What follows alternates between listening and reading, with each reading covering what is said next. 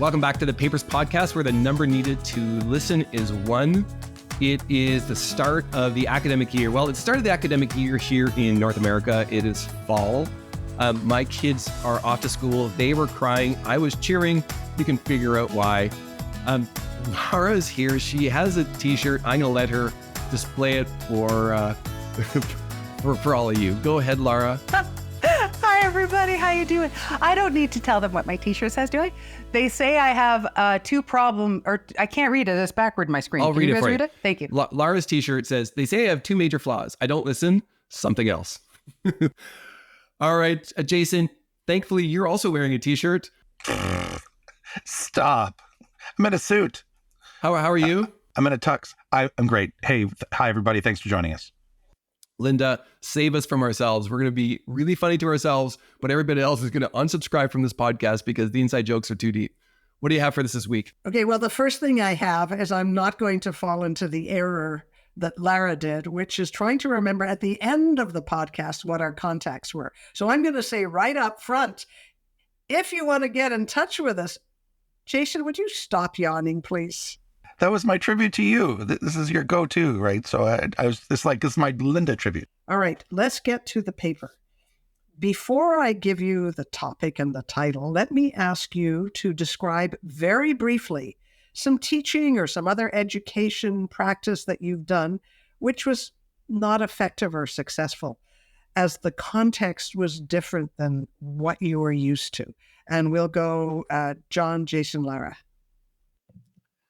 So I worked for a year in low and middle income countries as a physician, but it was extremely early in my career, and I had no understanding of the good principles of teaching or fanciness, as I might say, of pedagogy.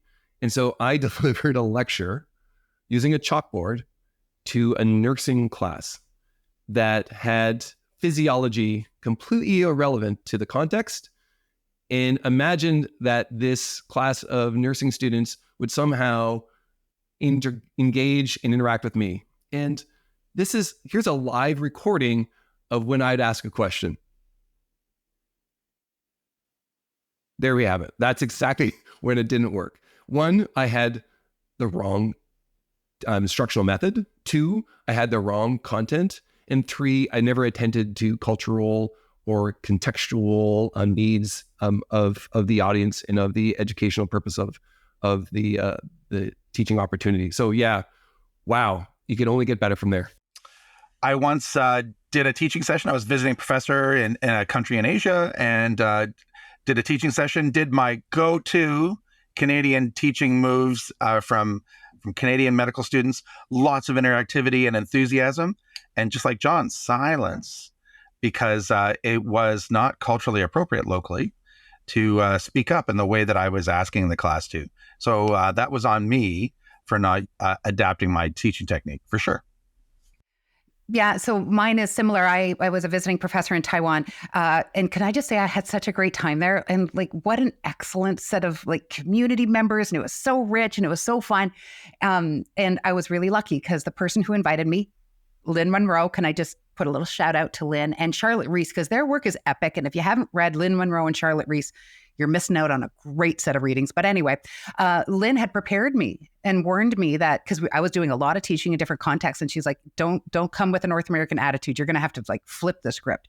And even though I tried to, I only met with partial success. I ended up having to start sessions by not teaching. It was the weirdest. It was really hard for me to try to adopt that approach. And it just made me really respect the work that people do to do work across cultures. I was just really humbled. So I too have had experiences, and obviously I've had more than one, so I haven't learned from them, where I've tried to interact and I've got the same reactions of silence. But the other thing that happened to me was I was teaching in a place where people closed their eyes. And I was convinced that they were sleeping and that I was really boring.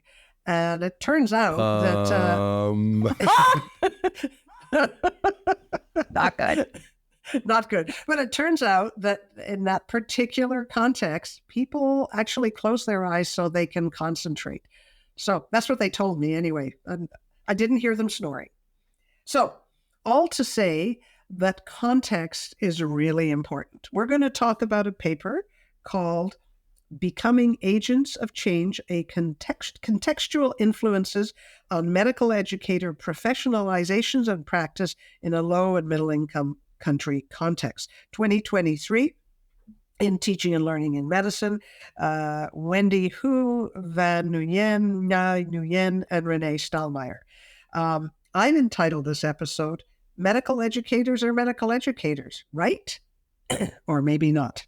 So a little bit of background here.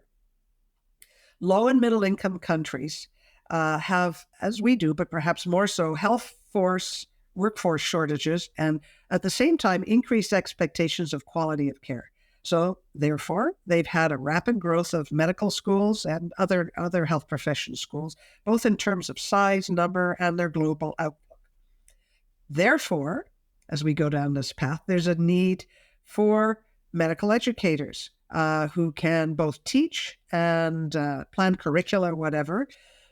And with this has come a demand for medical education expertise, and it's been met by migration, as in, for instance, Lynn Monroe going to Taiwan, as you talked about. It's been met by transnational program partnerships, and it's also been met by international aid, including faculty development projects that were initiated by institutions outside the region in high-income countries. So as you can imagine, there might be some problems with this. So as in high-income countries, medical educator professionalization, which could be from graduate degrees, from special units, from having professional associations, has emerged in LMICs. And professionalization is also related to having a professional identity, which can be displayed as what the authors here call a presentation of self within the workplace. What I say is how you see yourself and how others see you. However, variations between workplace contexts, especially high income and LMICs, has rarely been studied. Whether and how all this relates to what I would call imported faculty development programs originated outside the LMIC context is unknown.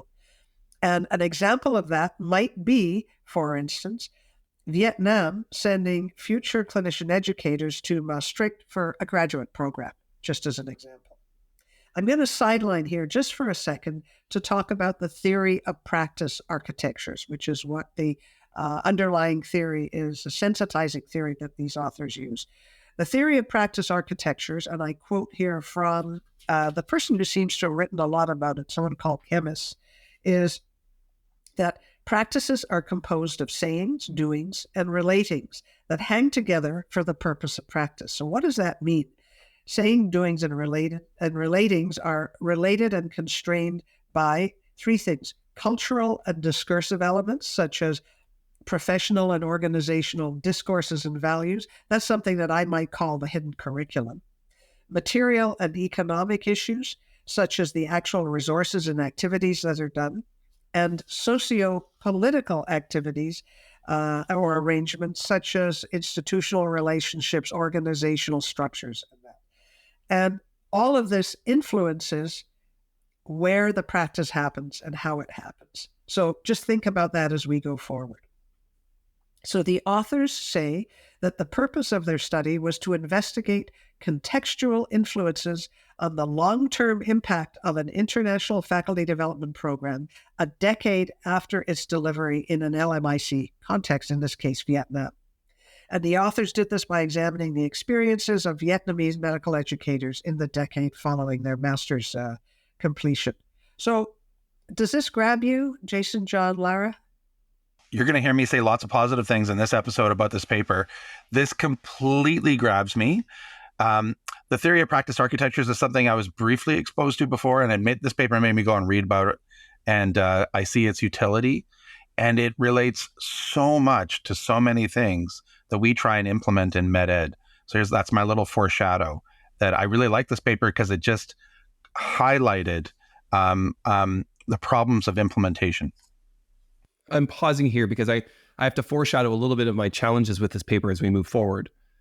I want to know what it looks and feels like to be a medical educator in an LMIC where you don't have all the resources and you may not have all the cultural and social contextual pieces that validate it.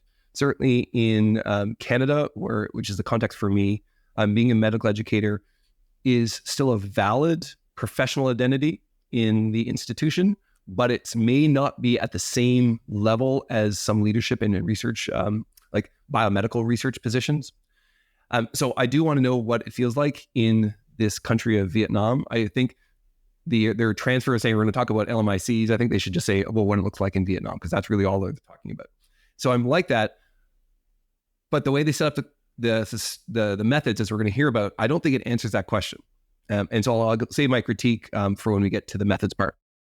And I just want to double down on the idea of theory practice architecture. This theory is this might be my new favorite theory. This is one of the ones that after I read this paper, and of course, because, I'm going to go read all the citations, I'm in love. It sits underneath the umbrella of theories called practice theories. I'm not going to go into it too much, Linda, because you've already talked about it. But when they bring this theory to the study, the theory helps us to explore how the practices of medical education in Vietnam are shaped by a particular set of discourses, and they hang together with a particular set of actions and a particular set of social relationships. And when you look at decisions in that broader way of thinking, it just really helps you to understand complexities involved in decision-making and actions in different ways.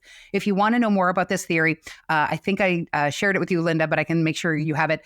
I have a citation from Kathleen Mahan, who wrote a beautiful introduction to practice theory in a book, and it's just gorgeous. So there'll be a nice little reference to that in the show notes. So if you're playing along at home, Lava has gone from theory promiscuity to true love. Okay, all right, I like it.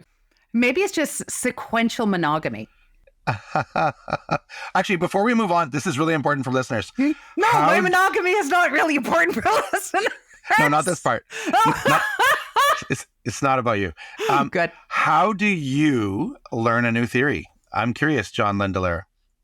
I think I encounter it in a context, and it's usually in the context of reading a paper and me saying, oh, this is something I haven't heard about. And we'll then do some kind of exploration of it. So it's not with a pull, it's with a push. So I bump into it, and that forces me to understand where it's going. And a reminder that there is such a diversity of theories. There's not a hierarchy. There's not a limited boundary. We talked on a previous episode about how one theory was adopted and moved into a very different context. And so that's maybe the richness, but also the challenge of health professions education. There is a whole spectrum of theories we can draw on. All right. I didn't know whether that was a Lara or a Linda, but anyway, like John, I look up theories from my reading, but I also get theories when I'm working with colleagues who come from a different perspective, who say, this theory might work when we're trying to answer this question. And it can be either co-investigators, or in my group, it can actually be colleagues when we bounce ideas off each other. Yeah, and so for me to learn a theory, often it starts with a push, where the paper pushes me to go somewhere. But it's also, as Linda pointed out, the great fortune I have of working with different people, and also I'm a theory nerd, so I buy books about theory because they're hot off the press. In case you didn't know, there was a whole section of the press that you can be hot off of for theory. The other thing, though, is that I also recognize that theories are really hard for listeners to know which theory is relevant, how it works, those sorts of things. So, small plug, I'm working with some authors being led by Megan Brown and Gabs Finn and Nani. And what we're doing is we're putting together a book of 100 different theories that might be relevant to medical education. Because, there's ones that we use often, and you can get some pretty good summaries for that. But what about the ones we don't use often? We don't see often. So we're putting together 100 theories that, might be relevant. Sincerely, let's talk about the theory rabbit hole that I am loving with every entry. I'm having the best time ever. Okay, let's go on and get back to this paper. What were the methods? Well, you'll be pleased to know, Lara, that there was a paradigm. There was a constructivist paradigm that they state up front. The authors did qualitative interviews looking at the experiences of 8 Vietnamese medical educators in the 10 years following their completion of the master's program at Maastricht. There were more who had completed the program, but they had moved off to do other things. So they got all of the ones who were remaining. The questions were adapted from an international research program on medical education careers. Somebody called Varpio was an author in that. And it asked about career pathways of medical educators, the structure and function of med ed units, and the recognition of medical education in that context. And Lara is making little hearts on the screen now. They used the theory of practice architectures as a lens to analyze the data, and they focused on the contextual factors that influence educators' self-reported professional practice following their degree, to look for what shapes practice and professionalization within their context and the impact of context on their education practice. A couple of things which I initially didn't find all that unusual, but Lara has pointed out that it might be. The first is that the interviews were done in Vietnamese, so the questions were translated and then back translated. And secondly, the initial analysis was done in Vietnamese, inductively identifying themes and supporting quotes. And these were also translated into English and then back translated. Now, living in a bilingual area and working with students from many areas of the world, back translation is something which is kind of bread and butter to me, but it might not be to some of our listeners. So Lara, would you like to talk about it? Sure, I can say a few words about back translation, because when you work with data, then it's in a language that's not your own or not one that you speak fluently. You need to translate the data, and especially if your colleagues and your collaborators don't speak that language. However, as we all know, translation has a lot of room for interpretation. So I thought I'd come up with an example. And as you all know, I speak English, French, and Swedish. But in English, let me start there. In English, we have the word I think. I think we should do this. I think we should do that. Swedish has 3 words that for the life of me all mean think. And I have no idea when to use which. So they have tänker, tycker, and tror. So, and each, they mean different. One's like I believe, and one's like I logically deduced, and the other one, I don't know what it means, but they all, like, in my brain, that sits under the category I think, right? So when I speak Swedish to my Swedish family, I'm like, blah, blah, blah, blah, blah, talking away. And then I want to say, I think we should do something. I'm like, I tänker, tycker, tror. I just put them all in there because it's like, you pick which one you think is right. But the point being that when you're translating data back and forth, it really makes a difference if they say, I believe, or I logically deduced, or those sorts of things. Like, that's a part of the richness of the data. And you can't lose that because in your brain, you're summarizing all of it under think, right? So this back translation is when you start in their native language, you translate it into, for instance, English or the language of the research team, but then you don't stop there. You transit back into the native language and you give it to a native speaker to say, is it the same? Did we capture it? Did we make the right word choice between tänker, tycker, and tror? So if we use back translation that way, we have an opportunity to make sure that we can get data from different contexts and make sure that we keep the meaning as close as humanly possible to the original. Very cool. I think tänker, tror, and tror are all in The Hobbit. I think those are all. They're all Hobbit terminology. Absolutely. Yeah. There goes our Swedish audience. Why? It's great names. Yes, it's your pronunciation, Jason. I know. Yeah. It's so accurate. Yeah. So briefly, comments on methods. Jason, John, Linda? Jason, no, not Linda. That's awesome. I'm really curious to hear what John's beef is with the methods. I do recognize that they have 2 research questions, and one of them, I just think it's a wording thing. It isn't actually answered in this paper. What I think they meant to say was what happened to their careers in this context, as opposed to what professional development did they do? Because I don't think they answered that at all. I thought this was fine. And I thought the use of the theory of practice architectures was a real strength of this paper. One thing that was missing was a diagram that explained the theory at a glance, because otherwise it requires every reader to go down a Varpio rabbit hole to make sure they're really familiar with how they're using this theory in order to understand the paper. I had to read it a couple times before I was really enamored with the paper. I thought their analysis of their data was fine, and I think they get full marks for that. I have two problems. One is I can't figure out their chain or their conceptual framework, their chain of logic. Their question is, what are the practices and professional development of medical educators in Vietnam? And how is medical education practice shaped using this theory of cultural, material, economic, socio-political? And they define medical educators from a very loosey-goosey kind of definition, which is people committed a significant amount of their time, energy, and professional development in medical education can demonstrate this become an important component of their career. That is so non-specific, I think it spills. So what I feel reading there until I get into the methods is we're going to talk about what does it feel like to be a medical educator in Vietnam. Then they choose people that were part of this initiative as part of an international development aid project, where they said, we're going to take 2 people from the 8 medical schools in Vietnam and send them to do master's work and then bring them back. And we're going to ask them 10 years later, how did it work? Which is more like a program evaluation.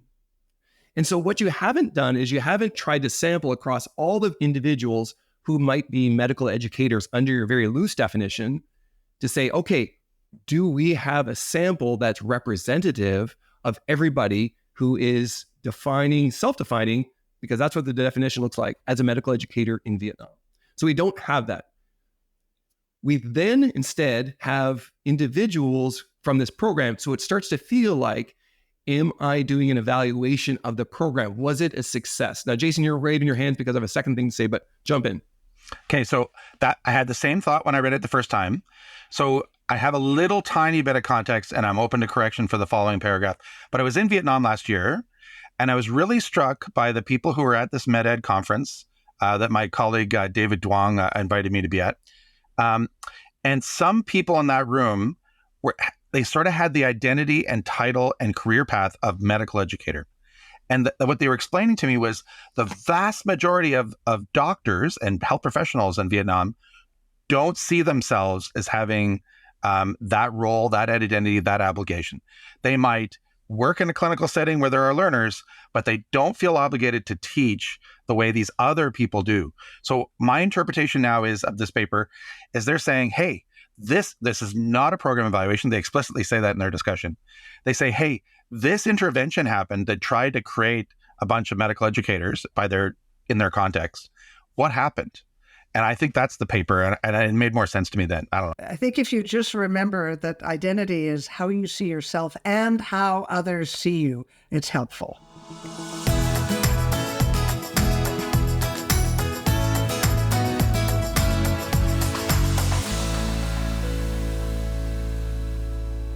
I have a question about data collection, and I think it's not sufficient. So remember, there's 16 people in the cohort that go and do this master's program and then come back. When they go to do the study, 8 have left medical education in all ways. So they're down at 50%. And then of their remaining 8, 2 of them are actually retired. So you only have 6 who are actually still in practice. And we're going to hear a little bit more about their demographics. And so now you have 6 in-practice individuals, maybe 8 out of a cohort of 16, that are going to help answer the question of what does it feel like to be a medical educator in Vietnam? I don't think that's sufficient. I don't think you have the data. They do great work with the analysis, but I don't think we have sufficiency to make some of the claims or make some of the interpretation that is going to follow along. So I'm bothered by their conceptual framework. I'm not sure what's happening there. And that's what the big hiccup I have. What I'm going to add to this conversation is going to be really short because my point is actually about the program evaluation, but I can't talk about that until we get through the results. So I'm just going to hold on to that point because I know it's not a program evaluation, but I have thoughts. The other thing that I just want to say from a methodological orientation and from the design of the study, I have the study design's tight. The approach is tight. It's a small scope study. That's fine. I will agree with you, John, that given the orientation of and the kinds of critiques they end up making in the discussion section, I do think that your point is really well made, that the population that they sampled is probably it would have been really rich to get different perspectives and more voice. Now, that said, the resources to do a bigger, broader study are not infinite, the time and energy. And as we're going to hear about in this context, it's not necessarily, there's a gorgeous paper out there that talks about medical education as the ugly duckling. And that's what you're going to see in these results. And so when we ask about getting more people and those sorts of things, part of the challenge is that there is going to be some real restrictions about access and who identifies and all those sorts of things. So I'm going to hold on to my bigger comments for later. So Linda, I'll pass it back to you. So thank you all for your comments on methods. Let's go into the results.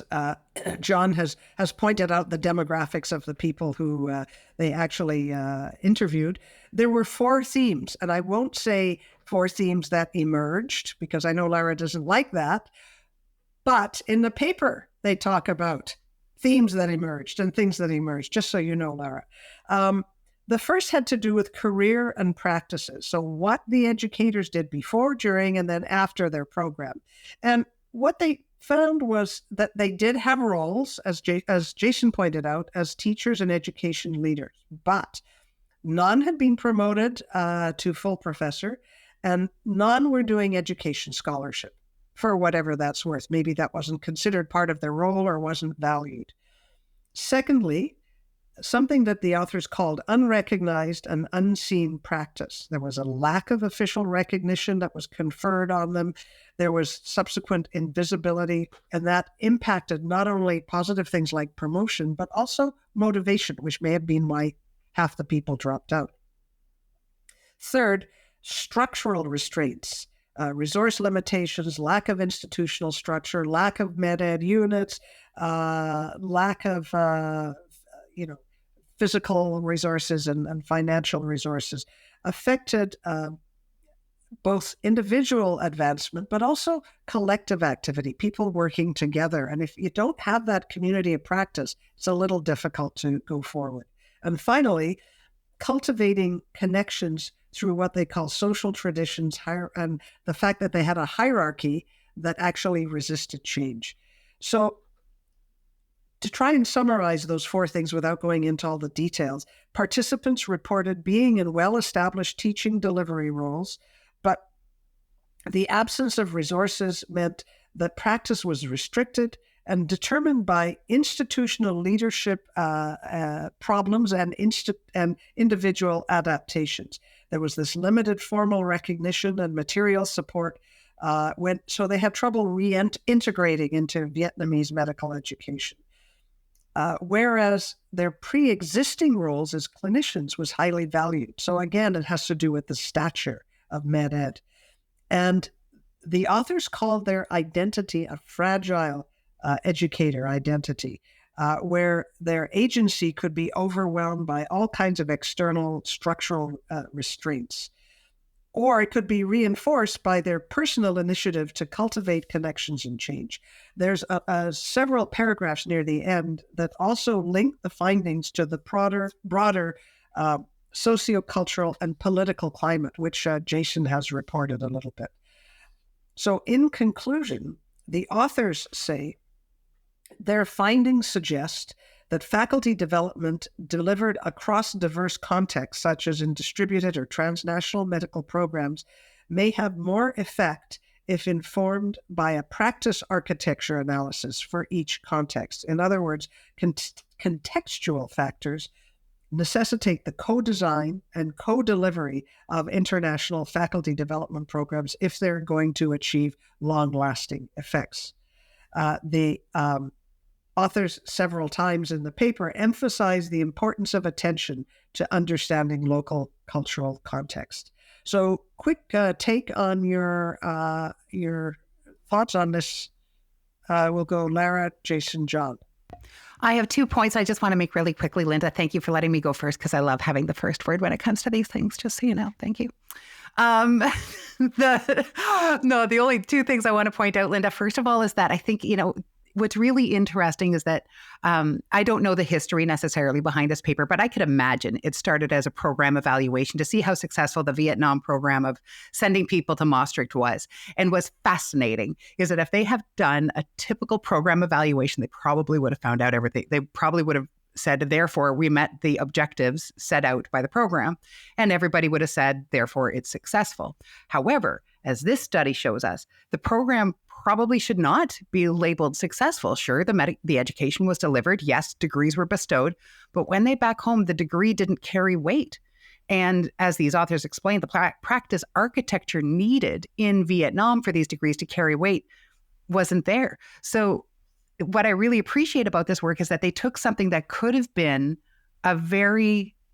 it could have been a program evaluation that did a surface level program evaluation and said, therefore the program's great. Instead, what they did is they did a deeper, more thoughtful, broader examination of what happened as a result of the program. So I've got a lot of respect for that. The other thing I just want to say is that the authors critique a body of work about health professions, education, scholarship units as organizational bodies in medical schools. And specifically, they talk about how framing these units and the people who lead them as institutional entrepreneurs is an idea that works in Western countries, and it doesn't hold for Vietnam. So just for the sake of clarity, I'm the lead researcher in that body of research, and there's like 9, 10, whatever papers. But the critique these authors make is 100% right. The research that we did on units was based in Canada, US, Australia, New Zealand, that was the confines of the study. And these authors make an incredibly important point that's important for all of us to recognize, that our HPE work, our med-ed work, is always limited by for a variety of reasons and in a variety of ways, and not the least of which is really important for us to remember. Medical education, quite frankly, in my mind, is more of an art than a science.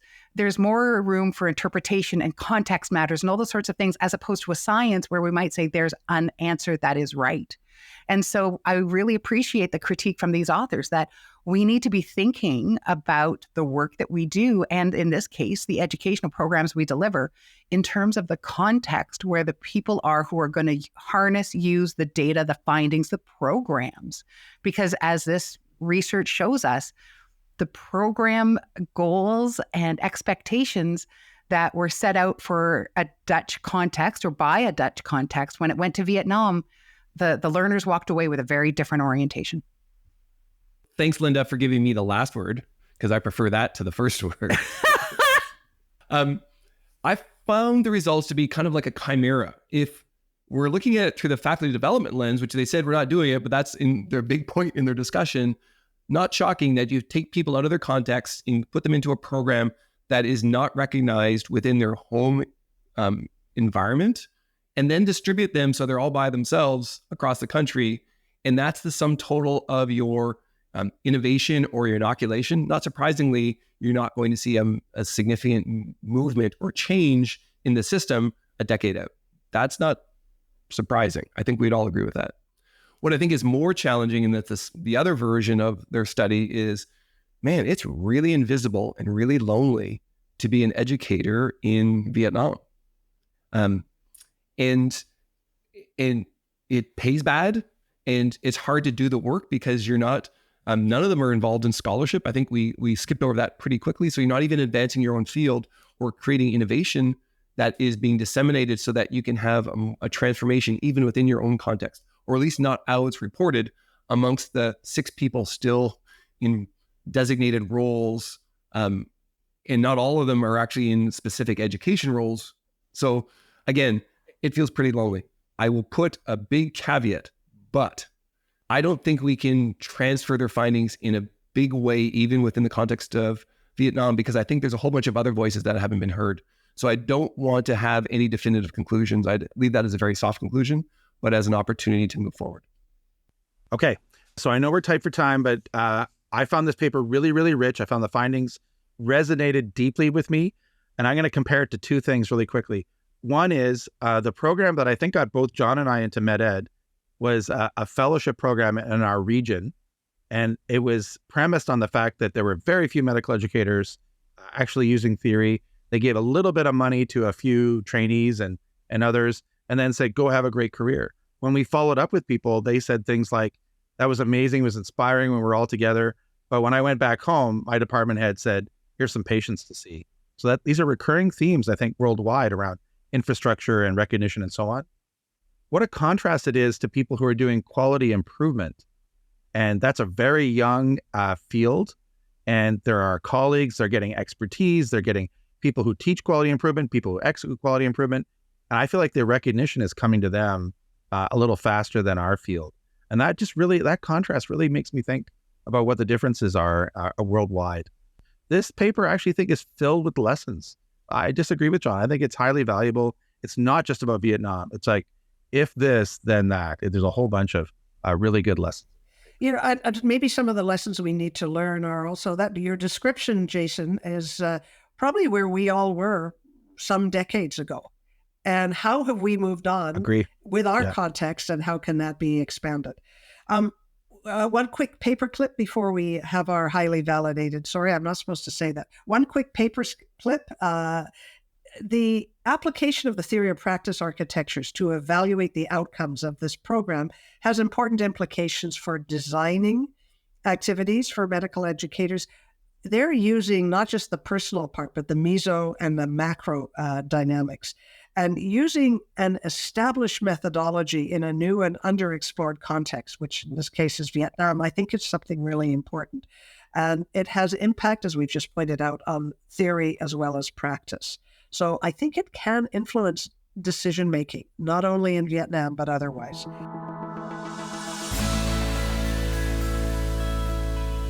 Let's move on to the voting. First of all, for methods, 1 to 5, we'll go Jason, Lara, John. John had some good points about some head scratchers in the text. I don't know if it's just lost in translation or whatever, but overall, this is a really a straightforward paper, in my opinion. I'm going to give it a 4. Same reasons. It's a 4. The conceptual framework doesn't make sense to me. I'm giving it a 2. Spicy. Ooh, that's interesting. I'm giving it a 4 as well. Reasons given.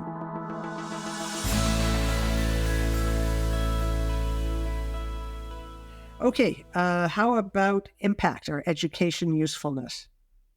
I'm going to give this a 4 again, and my rationale is anybody implementing anything, especially faculty development programs, can look at this paper for lessons for all of us about more effective implementation. Agreed. I'm going to give it a 4 because I think a primary lesson here is that when it comes to looking at the success of an innovation, of an effort, don't just assume you can, did I meet my objectives? Are the students happy? That's not enough information. That doesn't help us, because this paper shows us that's not really insightful. That doesn't reflect what actually happened. I think the lessons for faculty development are already established. They don't set out to actually do an analysis of this innovation as they try to articulate. The challenges of being a medical educator in Vietnam are concerning, but I'm also not 100% sure it represents their definition of what a medical educator is. And so I'm not sure what the usefulness is going to be for me. I'm going to give it a 2. Oh, boom. Well, I actually think it's very useful. I agree with Lara, and surprisingly, I agree with Jason. So it gets a 4 from me. One final thing I'll point out is that I picked this paper because it was selected as the paper of the year from Teaching and Learning in Medicine. A panel of educators and authors and editors looked at a series of papers and said this was the one that had the most impact, influence, was most accessible. So obviously, some of us anyway, John, are in good company. Obviously, I don't know what I'm talking about is obviously what that means. Obviously, some of us may differ with this, John. So if you want to reach us, go to paperspodcast.com, or you can email us at thepaperspodcast@gmail.com. That said, thanks all for listening to this excellent paper of the year, even though some of us disagree. And we'll see you all next time. Talk to you later. Before I sign off, I have just a shout out to Aidan Nelson, who is an associate pediatrics program director in Weill Cornell in New York, New York. I'm tempted to do my New York accent, but I don't think I want that on tape. No, don't do it. Just don't do it. Yeah, no. That's just going to be bad. Aidan wrote us some really nice things. He says, I just listened to the recent podcast on the pedagogy of silence and wanted to share something with you that one of my teachers taught me. While working as a counselor at a summer camp, Rabbi Mike Mellon taught me when you ask a group a question, you shut your mouth, wait, give them time to answer. If you get uncomfortable with the silence before they do, you'll speak up and answer your own question before they have a chance. And you've turned your engaging interaction into a boring lecture. So when I ask a group of trainees a questions on rounds, I shut my mouth and start counting to 10. Somebody will start to say something, and the 10-second pause helps me be patient while giving me something to do while waiting for them. So thanks, Aidan, for the kind words about the podcast. Thanks for the very helpful practical teaching tip for the next time all of us are on rounds. Thanks for listening. Take care, everybody.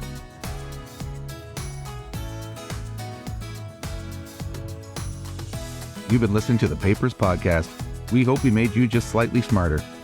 The podcast is a production of the Unit for Teaching and Learning at the Karolinska Institutet.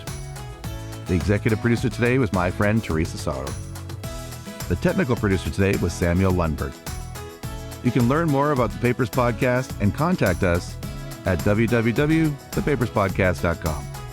Thank you for listening, everybody, and thank you for all you do. Take care.